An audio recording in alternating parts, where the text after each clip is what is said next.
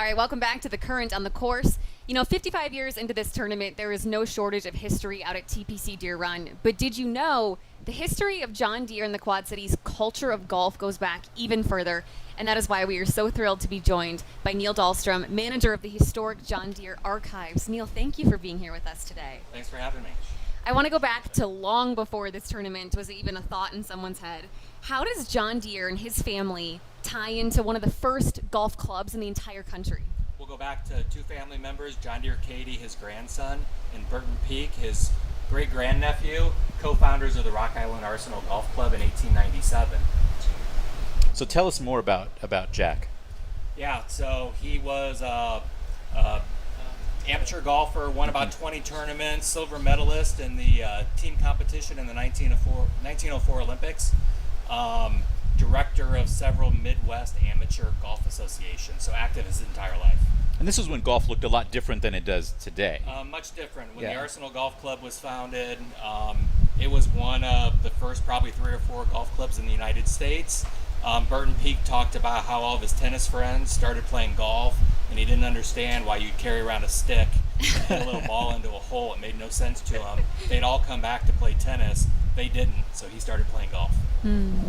I want to talk about another historic tie to John Deere and also golf. A lot of people back home might know that Augusta National was co-founded by someone from Morning Sun, Iowa, Clifford Roberts. But that wasn't all. There's another tie here from the Quad Cities. Who is that? That's right, Burton Peak.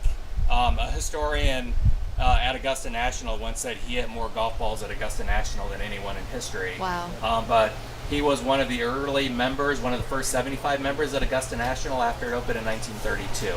And one of the 2 cottages originally built as part of Cottage Road today is the Peak Cottage.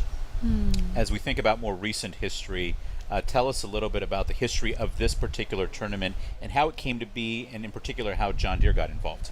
Well, of course, the tournament's been around for 55 years, number 26 of the John Deere Classic, and really the PGA was looking for a more professional venue in the late 1990s, approached John Deere. The current course was on Deere family property. It was the Hewitt farm. They raised Arabian horses. Tish Hewitt actually participated in 4 or 5 Olympic Games as an Arabian horse trainer. So very historic ground here, connected to the Deere family, and of course we're just privileged to have the tournament here. And you have a lot of pieces of tournament history in the archives themselves. First of all, where are the archives and what kind of things do you have in there? Yeah, the archives is located in East Moline. The archives actually turns 50 years old this year. Wow. Oh, wow. Deere's 189 years old, so a little history passed before we started keeping all of these things. But a lot of photographs, things like golf balls with John Deere logos on them from the 1950s and 60s, golf clubs that are promotional items, and of course we track the history of the John Deere Classic as well. From a historical perspective, obviously you're studying history. How would you describe the connection of the Quad Cities with golf? I just think it's very personal. When we talk about people who are involved, we talk about John Deere as a company. Everyone's got a connection. My whole family spends time on the golf course all week out here at the John Deere Classic. My wife's been a standard bearer since 2009. And so we're just out here. It's a community event. I just think we have a lot of pride. And that just means a lot to everyone in this community. So when you think, and I want to end with this, when you think of the history of the tournament and the culture of the golf in the Quad City area, what stands out the most to you? What do you think is some of the through lines here?